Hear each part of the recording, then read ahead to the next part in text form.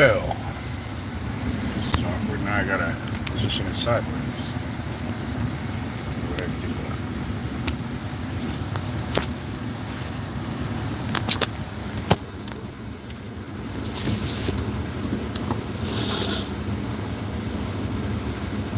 Hey, YouTube.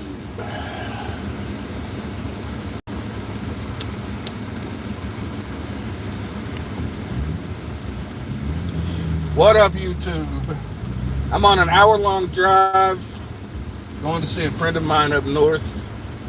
I'm bored, so I figured I got to make a video today. It's gonna be kind of hard to make a video when I'm spending all day on the street, on the highway. So I figured let's do it live. I haven't done a live in a while, so let's do it live. I'm answering any and all questions. What's going on? Answering any and all questions that might come up over the next hour. Might do a sing-along because I'm listening to some music too, so got some good music going. So might do a sing-along, might answer some questions, talk business. I do have some things in the works that I want to talk about. I'm just going to give it a little bit before I get into it. Some people in here. Hey, what's going on, folks? Hour-long drive right now. Going to meet a friend of mine. I haven't seen in a while. He moved up north of me. So I'm going up to, if anybody's ever been there, Kokomo, Indiana. Kokomo, Indiana, that's where I'm headed. It's about an hour and 9 minutes from where I'm at. I was supposed to be there at 11:30, and it's now 11 o'clock, so I'm going to be a little bit late, but hopefully it's not a problem. What you guys got? How's the Uber Eats going? I don't do Uber Eats anymore. I don't do Uber Eats with the hot dog business anymore because it just wasn't worth it. It wasn't worth it. I mean, Uber was still kind of new. Uber Eats was still kind of a new concept when I started doing it. Uber Eats was still kind of a new concept, so it didn't really have a lot of people utilizing it, which made it difficult for me because I only serve hot dogs, and for the limited amount of people that were on Uber Eats, they were looking for like full meals. They were looking for dinner, or they were looking for catering, or like they were looking for big stuff. And so just serving hot dogs on Uber Eats at that time, I mean, I made sales, I did well. I can't really say it wasn't worth it, but for me, there were better ways to spend my time. So, yeah, Uber Eats was a no-go for me. Just didn't make sense for just doing hot dogs. So yeah. That's me. Now driving for Uber is a different thing. If you see one of my most recent videos, I tested driving for Uber, and I'm still registered with Uber, and I'm still going to drive for Uber. Not Uber Eats though. You have to go look at that video. You'll see why. I don't drive for Uber Eats. I'll drive Uber. I'll drive people around. No problem. Pays pretty decent. I'm averaging about anywhere from $17 to $23 an hour driving people around for Uber when I do it, versus driving food. Which the hard part about driving food is there's a lot of extra work involved with it, because you got to get out of the car to go go inside, pick up the food. By the time you get in there, the food might not be ready, so you're sitting there waiting. There's a lot of wasted time when you're driving for food. When you're driving for Uber Eats, there's a lot of wasted time involved. You know, when you finally get the food, you got to drive it to the people. Then you got to get out of your car to take the food into them. Which, if they live in an apartment building, good luck finding parking. like a downtown type of apartment building where there's streets outside. They don't have parking lots. Good luck finding parking. And then if you do find parking, or if you just decide to put your flashers on and park in the middle of the lane by the entrance, you still got to get out of your car to go up 20 flights of stairs to drop the food off in front of their door. There's just a lot of added extra BS that comes along with Uber Eats that I don't think Uber Eats pays enough extra. They don't pay extra for it. And so you're really killing your time with Uber Eats. Whereas with people, when you're driving people, all you gotta do is pull up, they get in, where they need to go, they get out, bada bing, bada boom, you're done. There's no extra crap to it, and it's easier to do, quicker to do, which means you can make more money on the hour. So yeah, that's my experience with Uber Eats. I did a video, go check it out, a couple videos ago. I did a video comparing the two where I was actually driving. I actually drove and compared the two for a day, so go check that out.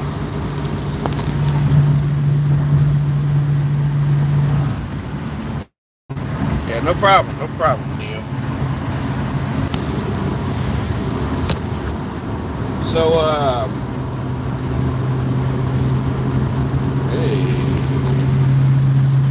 what do you, hang on, I'm trying to drive and read at the same time. And I'm in the fast lane. I'm going to move over to the slow lane here. Just slow people.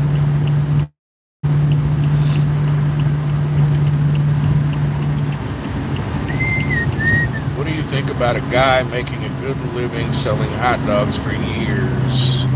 Adds one extra food item. City says no. Then his family and himself begs for a food truck and gets one. His family and himself begs for a food truck and then gets one. Michael, I mean, look, this kind of sounds, I don't know, this kind of sounds like it hits close to home for me. I know a guy, in fact, that actually just did this.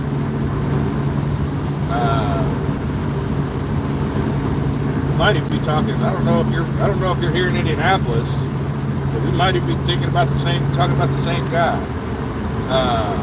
He sold hot dogs for years. Health department. He wasn't trying to add anything. He just got caught selling things that he wasn't allowed to have on his hot dog cart. And so the health department came down on him and said, "You can't sell all this stuff." And so he goes to social media and starts begging for people to send him money. They started a GoFundMe and starts begging people to send him money to his GoFundMe so he can buy a food truck. And then he got it. I mean, he had enough customers that they all chipped in, and it was covered on the news and everything. The whole city chipped in and gave him money to his GoFundMe, and he went and got upgraded to a food truck, which, hey, you know what? Cool, good for him. He has a customer base, he does have a good product, I'll give him that. Some of his, he's dirty in some ways. He doesn't operate, he kind of has some shady operations going in some way, but, good for him. What's up, Mr. Jacob? But yeah, so this was just recently here in my city. We had that situation here. What do I think of it? I mean, hey, if the dude can get his customers to buy him a food truck, then more power to him. If I had that opportunity, I can't say I wouldn't take it. I mean, get in where you fit in.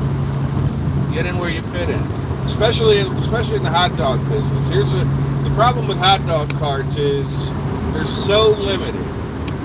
You're so limited to, and it's, you're restricted by the government in anything. And I just did a video on this too. Everything you do is controlled by the government.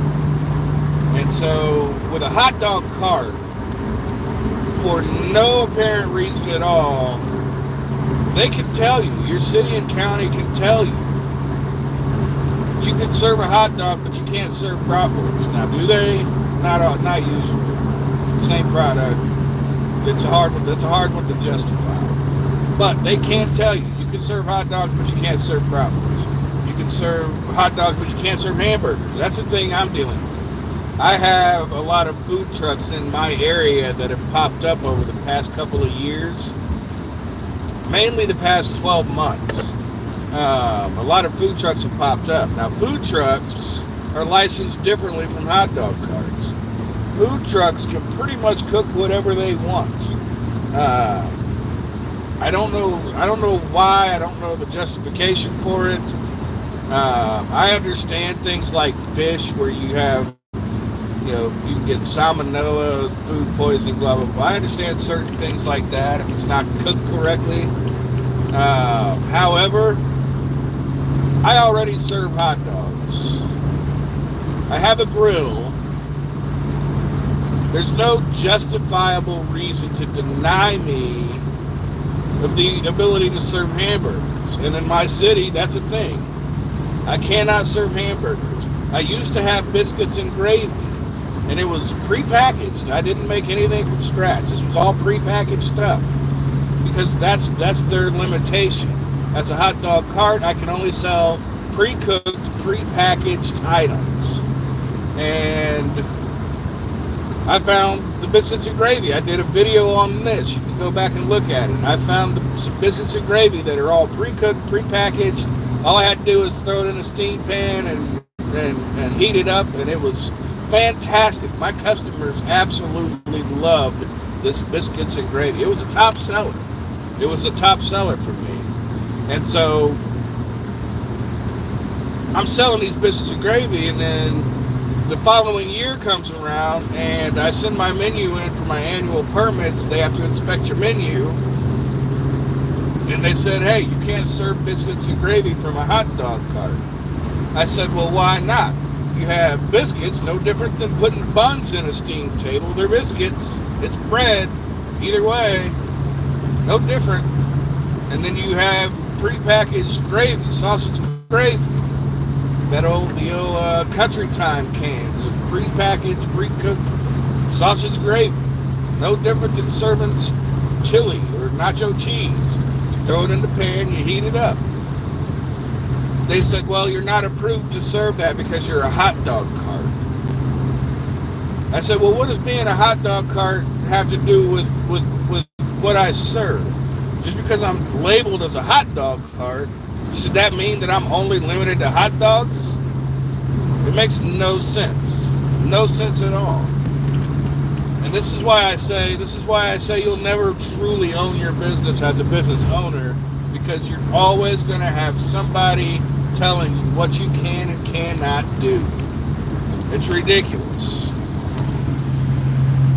But yeah, health department and city regulations, they can ruin a business. And if, unfortunately, hot dog carts are on the bottom of the totem pole when it comes to,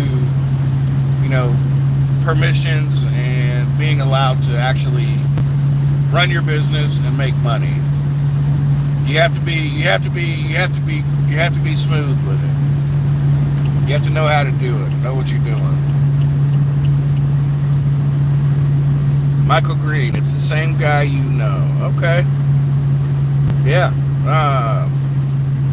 Yeah, Garcia. Michael Green. Garcia. I mean, my thing, yeah, I got no problem. Garcia was, I had some words for him here recently about some of his operations. He was sending people out. If you look on his Facebook page, he has a picture of his wife standing at what's basically a toolbox with a griddle on top of it. Completely not legal, completely illegal. He claims it's his wife from 1991, and blah, blah, blah, blah. You can look at that picture and tell it's not from 1991. It's from last November when I took a picture of them being out there right next to my carts in my area and zone. If if you watch my channel, you know that we're assigned specific zones in our downtown area. Well, his wife was out there. It was his wife and a whole bunch of his family members were out there with those little toolbox hot dog carts, illegal toolbox hot dog carts, selling hot dogs in my zone for a Hispanic concert. And I posted something. I didn't go to the city on him. I didn't go to the health department on him or anything. But I posted something on his Facebook page letting him know, look, bro, I saw you. I know it was you. Stop working my zone. You're operating illegally. You know, let me know next time. I have no problem if you want to work a certain event. I have no problem with you working it, but let me know, and you have to work it with legal equipment. You can't just go out there with toolboxes and selling hot dogs from a electric griddle. Yeah, he's something else, man. He's something else. He's busted his butt to get the notoriety that he has. You know, he's been out there consistently on the east side at his spot, you know, to build the customer base that he's got. Good for him. But I just don't agree with some of the ways that he operates. Do I like Fanatic? Fanatic's my dude. Brenton, that dude cracks me up. Him and Paul both. They crack me up, man. Good dudes. That's your red cart that got damaged 3 months ago. It wasn't 3 months ago.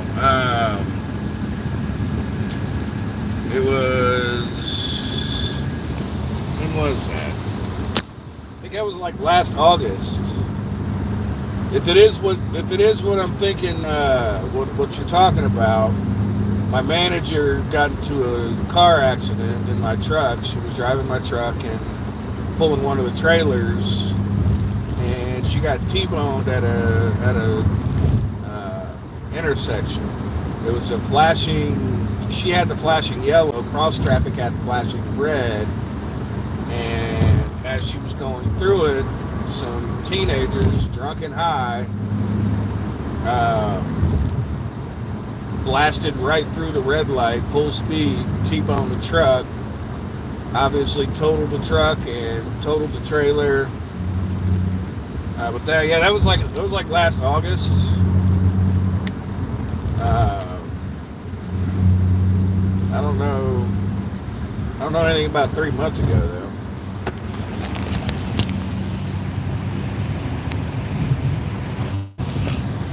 But yeah, that was last August. Yeah, that was my manager. She's no longer with me, not because of that. Not through any fault of her own. She for business purposes, I had to make a tough decision.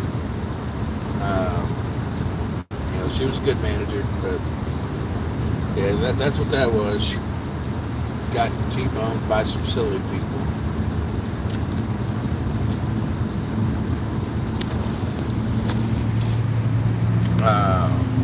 So yeah, that's what happened there.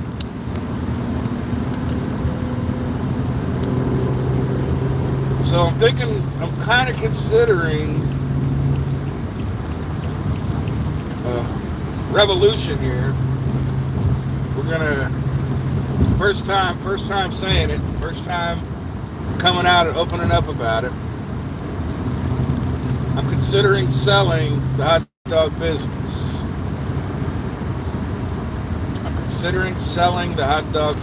I've got a couple people interested, a couple people trying to come up with the money before I actually put it out to the public, listing it to the public. Considering selling the hot dog business. Here's the thing. Here's why. I am at a point in my life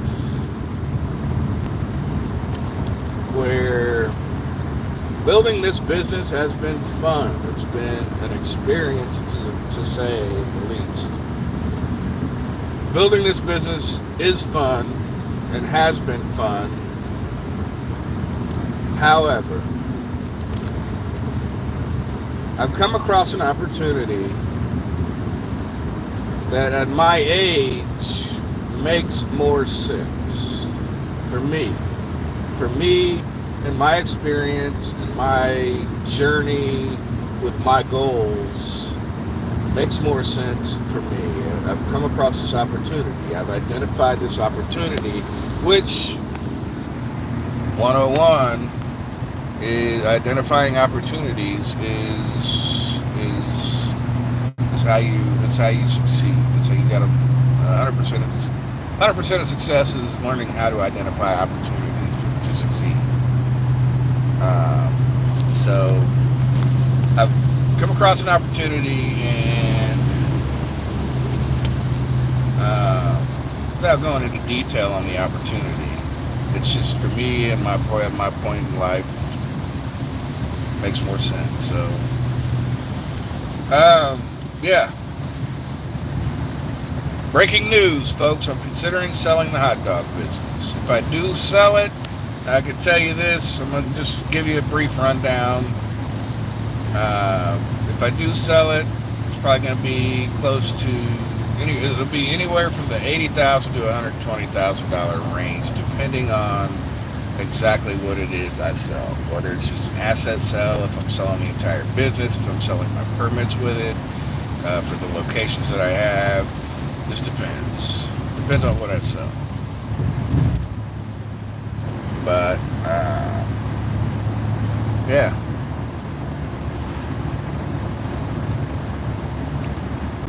Let's see.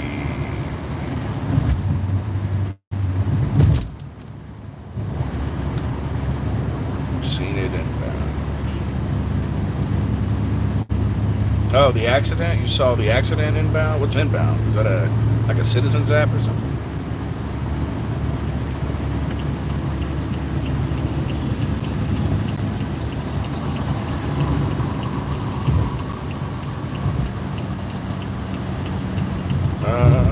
You've been feeling all right. Yeah, I've been feeling good, man. I've been feeling good. Living life, trying to live life to the fullest. Burning up right now, though, I can tell you that. I'll turn off the heated seats, turn off the heated steering wheel, crack the sunroof. Yeah, I've been feeling good, living life, trying to figure out my next step. So that's about that. 7 online. So I got an hour-long drive. I'm headed up to Kokomo, Indiana to meet with a good friend of mine from days past. Fun fact, I used to be a correctional officer. I was a corrections officer for the state of Indiana. Back before I started businesses and shit. I mean, I started my first business as a senior in high school. I kind of pioneered the LED market in the automotive industry. I was putting LEDs in cars before LEDs were even being manufactured. And that's a true story. Everybody who knows me knows. Grand Illusions, automotive illumination. This is back when Fast and the Furious 1 had just come out. And I don't know what's going on with my little mic here. But yeah, this is back when Fast and Furious 1 had just come out. And I'd started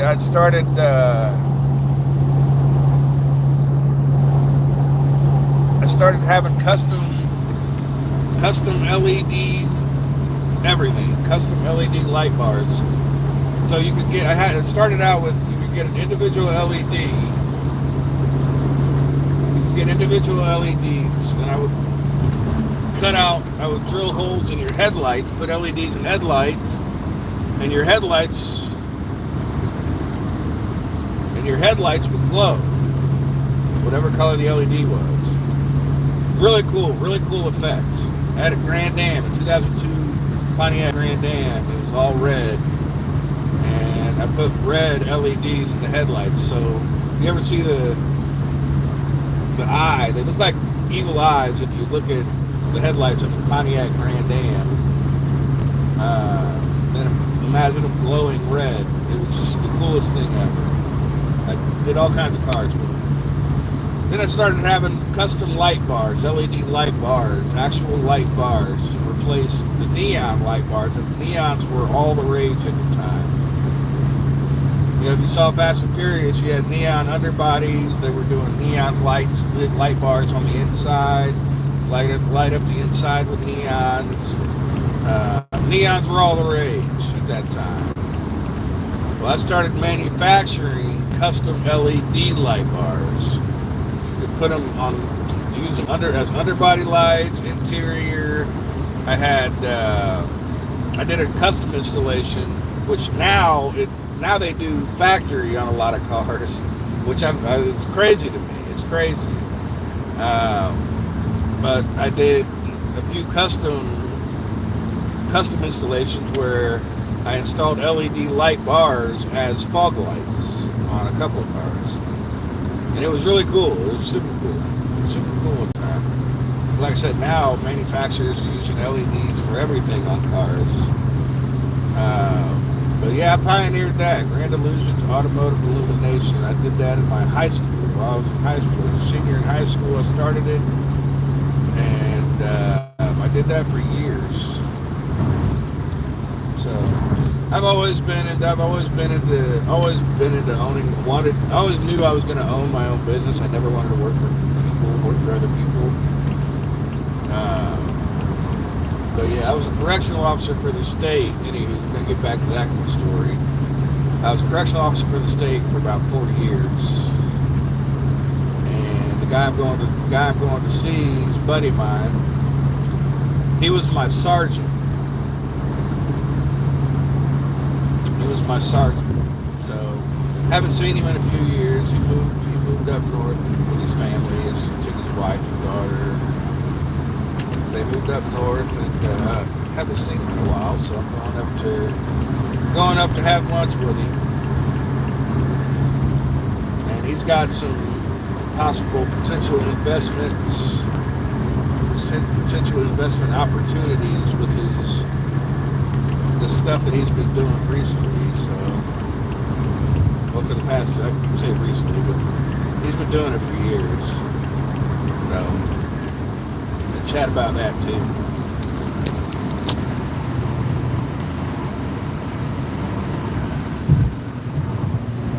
The tow-in lot on Belmont. I know what you're talking about. No. No, dude, let me tell you that story. Oh, geez, let me tell you that story. The tow lot on Belmont. My cart got towed. IMPD towed my cart. Now, mind you, my carts are... Man, I am dying. It's hot. My carts are solar. Alright? So,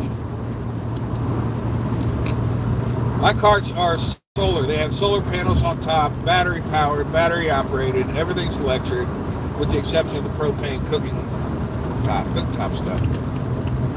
Everything is electric, and solar runs all of it.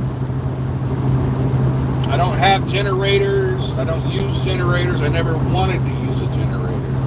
They're loud, they're annoying, and they're a hassle. They go through gas too fast as far as I'm concerned, and it's just another expense that I don't want. So, as soon as I got my trailers, I converted them, made them all solar. So, I left my carts. At a point in time, at the time that you're talking about, I would leave my carts downtown on weekends. I would leave them in their parking spots. I would pay for the parking spots. You can pay through the app. We have an app that you can get on and pay for a parking spot, so you don't have to actually go feed a meter or anything. So I would just leave my carts in their parking spots all weekend, and I'd pay through the app, pay for their parking through the app. Well, so one night in particular, it was a Friday night, a big, massive food truck pulls up across the street from one of my carts. And this was my cart at the Wild Beaver, which everybody knows it's at the Wild Beaver. Everybody knows that's my cart. Everybody knows that's where I go. That's where I park. It's been mine for 6 years. It's been a thing. Everybody knows. So this food truck, this big, massive, annoying, loud, 6 generator using, just, it's a huge, ridiculous food truck, pulls up right across the street from me. Mind you, that's a hotel right there. That's a hotel. It's a Hampton Inn hotel. They pulled up in front of this Hampton Inn hotel at 11 o'clock at night, pull out 6 different generators, set them on the sidewalk, fire them all up. They've got the entire street rumbling from their generators in front of this hotel. So somebody calls the police.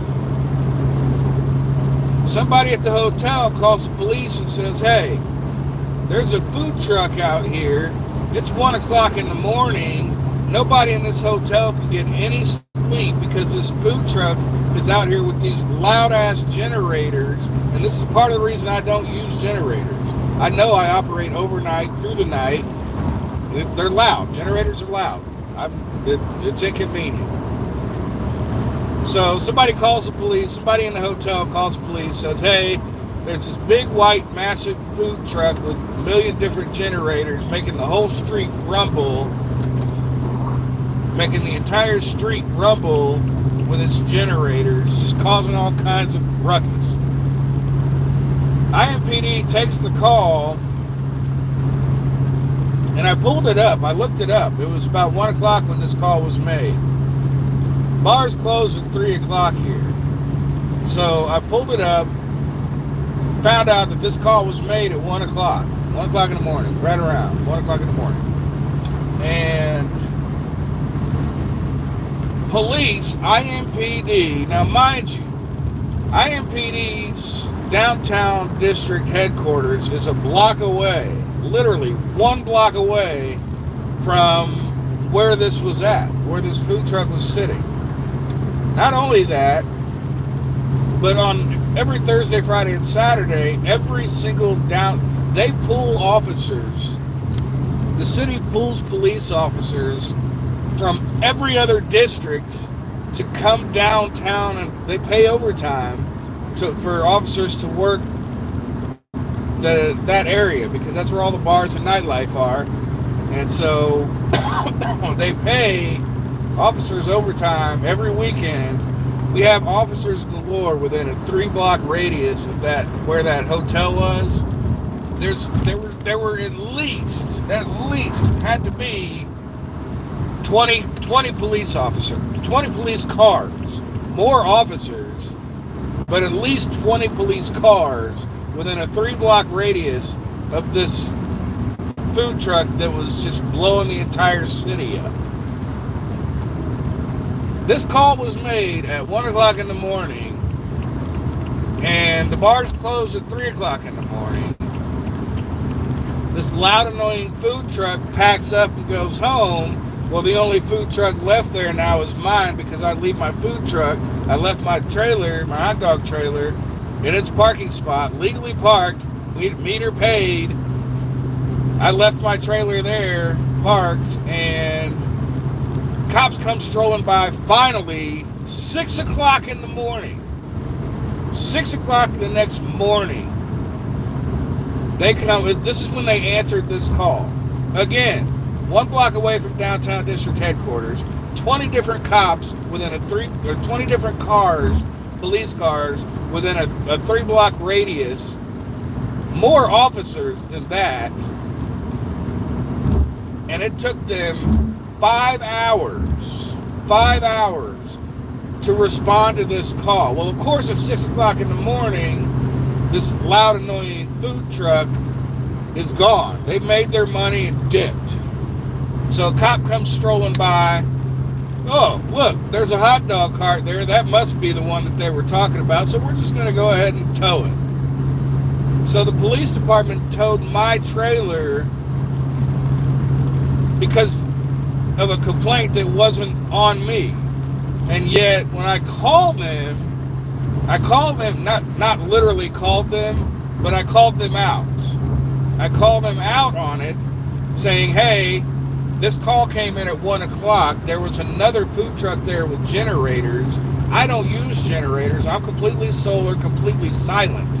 I've been here for 6 years. Every officer on Downtown District knows that I don't use generators. Well, it was an overtime officer pulled from a different district that towed me, so he didn't know. And when the lieutenant called him, called the towing officer basically made up about 10 other excuses as to why he towed me. Well, the trailer was not hooked up to a truck. There's no law that says my trailer has to be hooked up to a truck to be parked in a parking spot. He made that up. The trailer didn't have a license plate. My trailer did have a license plate that night. In fact, not only did it have a license plate, but the license plate number was recorded on the tow slip, on the tow sheet. So the officer knew there was a license plate and still claimed that my trailer was towed because it didn't have a license plate. This is that government corruption. This is that police corruption. This is that stuff that the stuff that gives police a bad name. So yeah, no, that's what happened with that. That's why you saw my cart was in the tow lot on Belmont, because somebody complained on another food truck and the cops weren't doing their job right. That's effectively how that went. What happened there. So, yep, that's what happened there.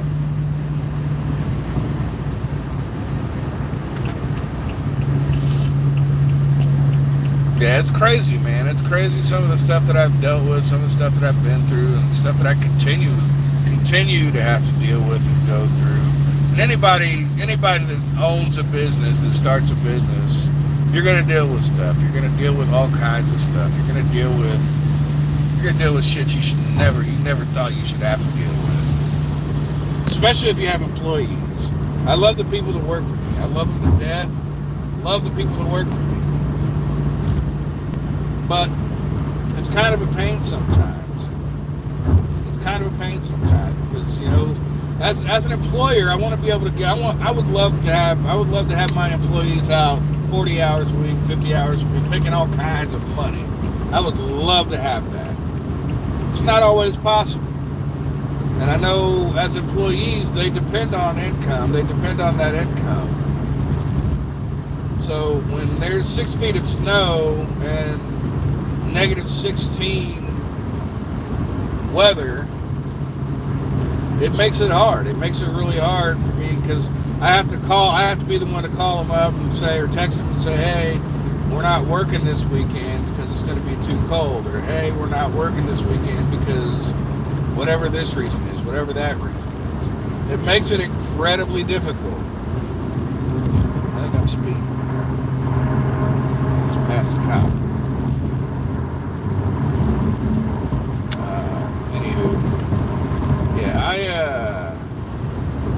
It makes it hard. It's really kind of hard. When you have employees, you got to deal with a lot of stuff, and you got to take a lot of stuff, and that's just how it is. So, what else we got? Anything in Marion County is a struggle. Michael Green, you ain't kidding, buddy.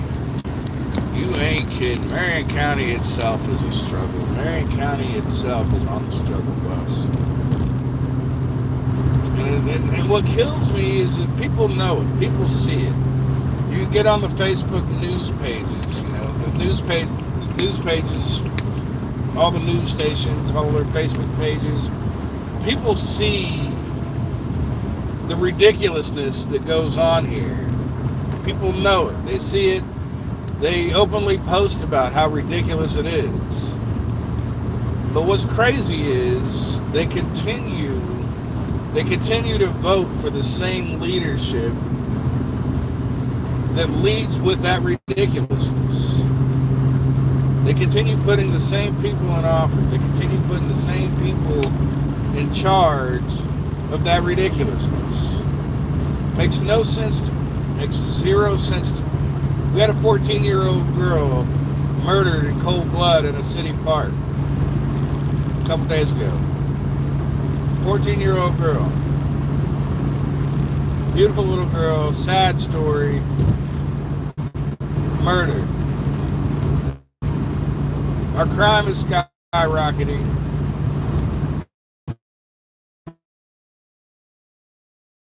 About it. Homeless. Where my cards work, homelessness is insanity right now. Insanity. The homeless, there's literally people camping out next to the rivers, next to the White River off of Bluff Road. If you go down Bluff Road, around the Bluff and Thompson area, Bluff and Raymond area, nothing but homeless next to the river there. Hell, the fire department's called out there to put out like massive tree fires, forest fires basically, from people lighting campfires and setting the woods on fire. And the city's doing nothing about it. Our leadership's doing nothing about it. It's crazy. Absolutely mind-blowing. And then we vote, then we vote the same people back in to continue doing nothing about it. Make it make sense, people. Make it make sense.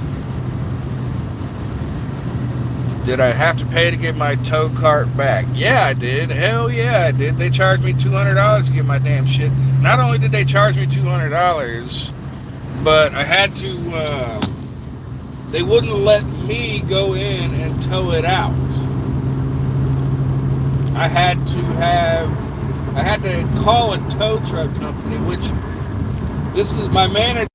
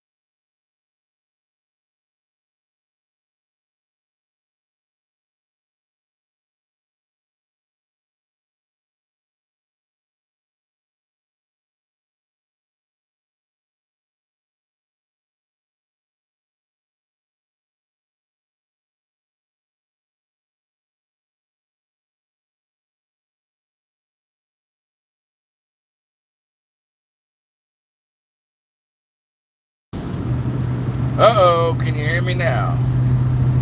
Sound went off. That's no bueno. Can you hear me now?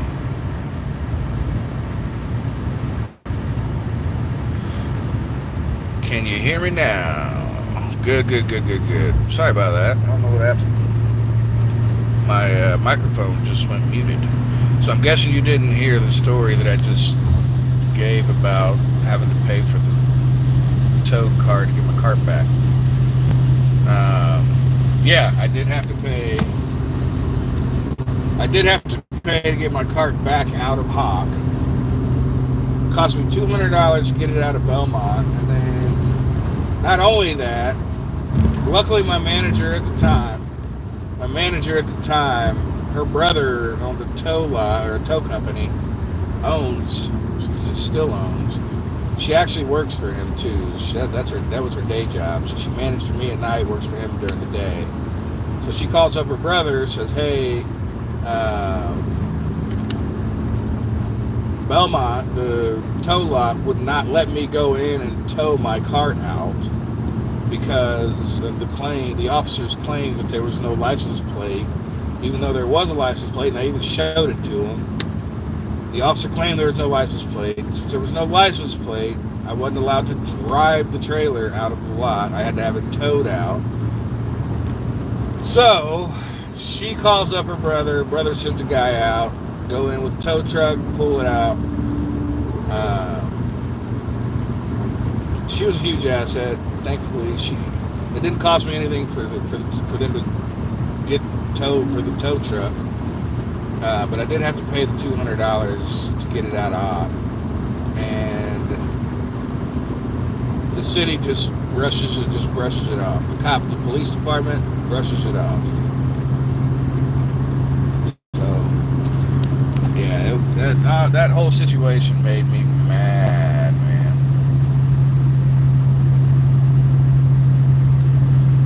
That whole situation made me mad. You know what's crazy about it is there's nothing we can do.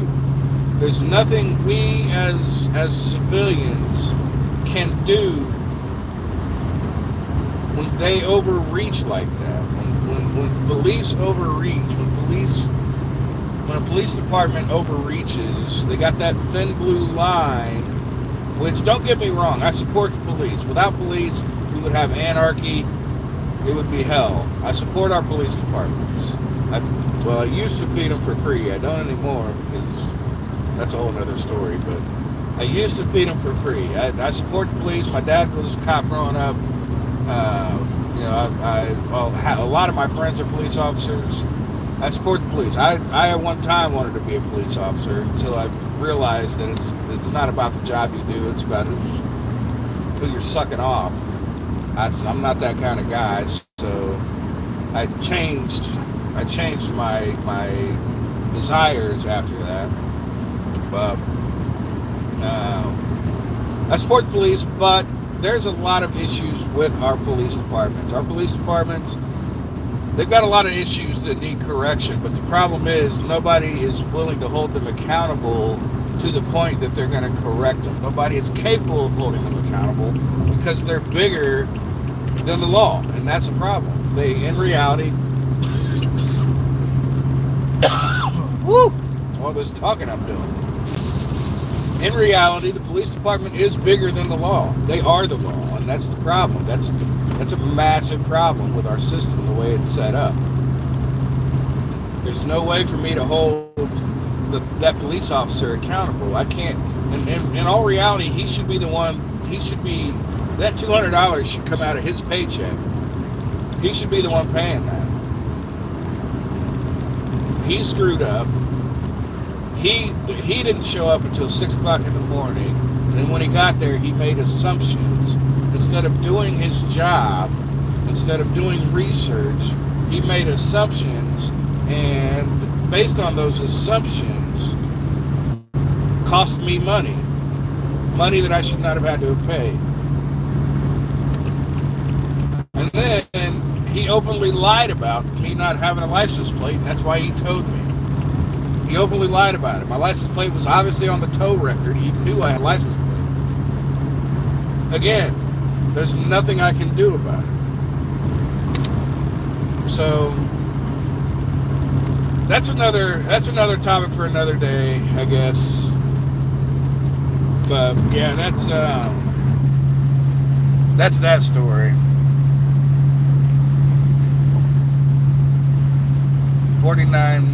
50 minutes I've been on there. I've probably got about 15 minutes to go. I've probably got about 15 minutes to go. Well, don't get me wrong. Let me tell you, like I said, I support the police. I support the police job. When they do it correctly, the district attorney holds them accountable, looks for reasons to punish them, when in reality, they're letting the criminals out. So if you see all the stories about California and New York and how progressive they are, Indiana might be a red state, but Indianapolis is a blue city, and it's no different than those bigger cities. We punish our police officers and reward our criminals. It's horrible. It's stupid. It makes no sense. So I feel bad for our police departments in that sense, but when they fuck up, there should be a way for citizens to hold them accountable. And right now, there's not. That's not a thing.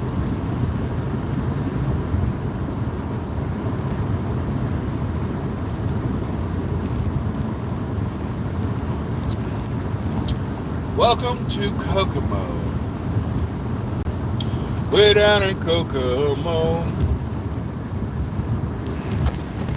Bermuda, Bahamas. Name that song. Name that song.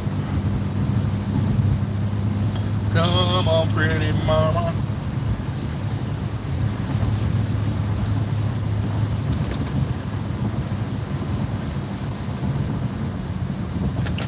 Kokomo. I always thought Kokomo was a small town. Apparently they got a city. Apparently it's a city up here. I always viewed Kokomo as being like farmland city, farmland type of town.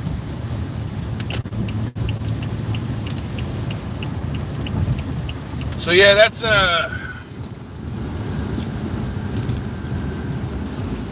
my thoughts on all of that. I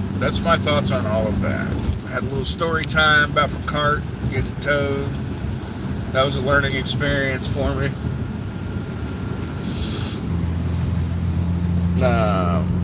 Message. I don't know what you just posted, Michael, but YouTube didn't like it. It said message retracted. Yellow.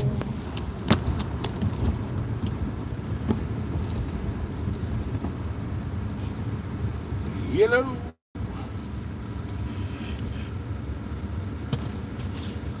So what do you do, Michael? Michael Green, you're here in Indy. You're local here in Indy. What do you do? What do you do in Indy? Tell me you're a tow truck driver. Or a hot dogger. Are you a hot dogger? If you're a hot dogger, stay out of my zone, homie. I don't like sharing my income. Get into hot dogging. Get your own zones. That's another downside to hot dogging. That's another downside. Well, business in general. That's another downside to business in general. Because I say hot dogging, but in reality, I used to own a limousine company, and it was the same way. You have what you call gypsy vendors or gypsy operators. The people who they'll buy a limousine or they'll buy a hot dog cart, and they'll just operate it. They don't have licenses, they don't have permits, they don't have insurance, they don't have any of the stuff to make them legal. They just bought a hot dog cart and started slinging dogs. They set up wherever the hell they want, didn't do any research, they don't know what the zoning is, they don't know where they're allowed to set up, don't know anything. They just set up wherever they want. These people, they don't have the overhead. They don't have the overhead of paying for the permits, paying for the inspections. So they can sell their hot dogs at $2 a dog and make profit. I, on the other hand, have to spend $2,000 just to set up where I set up. So I can't sell my hot dogs for $2 and make a profit. But you know what? The city's not going to come out and stop these gypsy vendors. There's no city official that's going to come out at 2:00 in the morning on a Saturday morning and tell a hot dog vendor to go home. It's not going to happen. The licensing office, Monday through Friday, 9 to 5. That's their hours, and you ain't going to find them. You ain't going to get a hold of them anytime outside of that. So why am I paying for permits? Why am I paying to stay legal if the city's not even going to enforce the protection of me being legal? I'm gonna have John and Sue setting up next to me and they're gonna be selling all kinds of things they're not allowed to sell, but they don't know they can't sell it because they're not legal and they didn't get the health department permits. So they're gonna be selling all kinds of good, good different foods that I can't sell, and then they're gonna run me out of town. I end up going out of business because I'm legal, because I'm going the extra mile to be legal. It's horrible. Like I said, that's not just hot dogs. That's limousine companies were the same way. And if you ever owned a limousine, that's not a cheap industry to get into. $400 a month per car for insurance, what I was paying, and that was 10 years ago. I'm sure it's probably double that now, per month, just on insurance, just on car insurance. It's insanity, man. It really is insanity. You have these people that they'll go out and buy a 120-inch stretch limousine, Lincoln Town Car. They'll insure it with State Farm as just a regular old Lincoln Town Car, pay $100 a month in insurance for basic liability. They fail to tell their insurance agent that it's actually a 120-inch stretch, a 10-passenger Lincoln Town Car. So they're paying $100. They're saving, $600-700 a month on insurance alone, so they can charge $100 an hour. They can get away with $100 an hour and make all kinds of profit. Whereas I, as the legal guy, can't do that. Because I'm paying $800. I'm doing it the legal way, paying $800 plus $3,000 a year for permits per car, plus all the other crap that comes along with it. So illegal vendors really make it hard on the legal guys, and it's sad that that's a thing. And the city does nothing. The city and the county do nothing to prevent it, to stop it, to protect the people that actually pay their dues. They don't do anything to protect us, and that is the sad truth about any business. I've learned that over the years. That's the sad truth about any business. You're going to have illegal competition. You're going to have competition in ways that you never even thought you would have competition. It's not just going to be the legal guy that comes in operating next door. It's going to be the illegal people who come in and take your customers because they're doing things illegal and they can afford to outbid you, I guess. So, it's sad, but let's see where we're at. Good Mexican restaurant. Name that Mexican restaurant. You're paying because you're a good guy. Sometimes good guys finish last. Sad. Well, I'm paying because I don't want to be on the bad side, government's bad side. I've been there. They've targeted me before. I got shut down. I got shut down for a month in 2023 because I was making the city official work. Basically, I was making him protect my permits. Every time we had an illegal, I had all kinds of people. The problem with my YouTube channel is everybody who watches my YouTube channel wants what I have. They want what I have. I've had 4 different vendors come and try to. I literally had a vendor. There was a vendor that tried to take. She literally told me, "I followed your YouTube channel, and I'm coming for everything you have. I want what you have." She took my permits. She came in and took my permits from me. She literally, those were her words. I want to take what you have. I want everything that you have.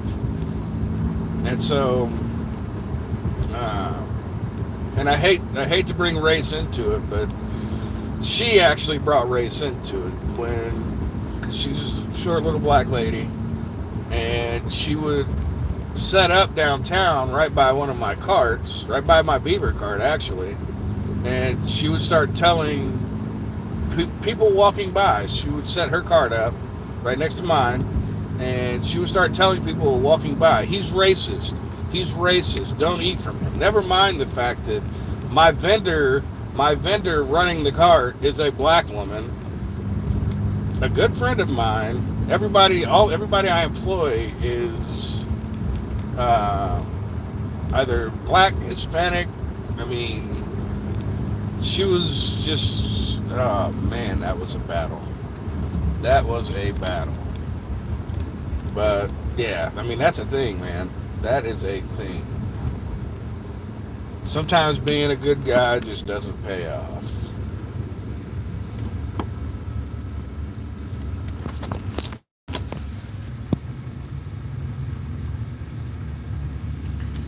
Across from Menards.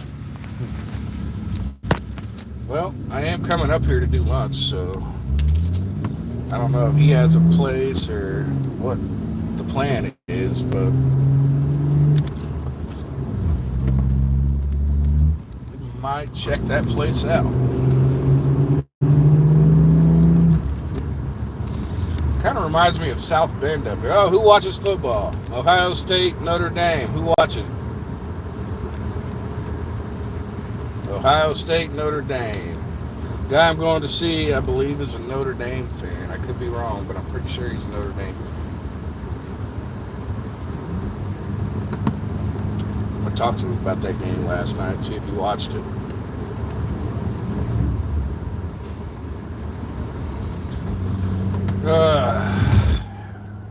Ohio State, Notre Dame. So is it Notre Dame lost basically by one touchdown? It's craziness. Just absolute craziness. Well, it's not.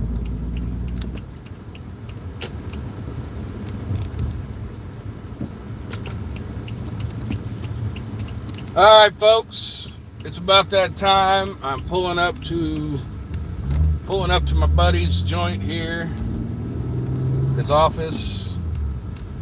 So, Casara sending me that message. Yeah, so I'm pulling up to my buddy's office here. I'm gonna get off of here. If you rode along with me the whole time, I appreciate you. You kept me busy. You're my heroes. We got plenty of parking out in this joint. You're my heroes. Thanks for checking in. Thanks for riding with me for the past hour. And I'll probably be live again. I'm gonna ride back home. I don't know. Maybe.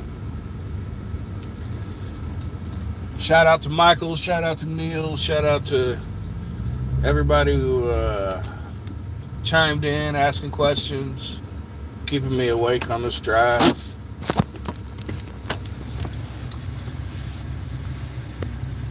Looks like I'm late for Kimberly Olsen. Hey, I'm gonna be live again. I'm gonna be live again when I go back home here in a couple hours. So stay tuned for that. Let's call it. I'm meeting him now. We're gonna go to lunch probably 2 hours, so 2 o'clock. Call it 2:30, 3 o'clock. 2:30, 3 o'clock. I'm gonna be heading back down to Indy. I'll probably be on doing another live at that point. So, as of right now, I'm gonna get off here, go meet my buddy, go get some lunch. I love you guys. Keep your heads up. And keep on dogging, and I will see you guys in a few hours. Holla. Maybe. If I can figure out how to stop this thing.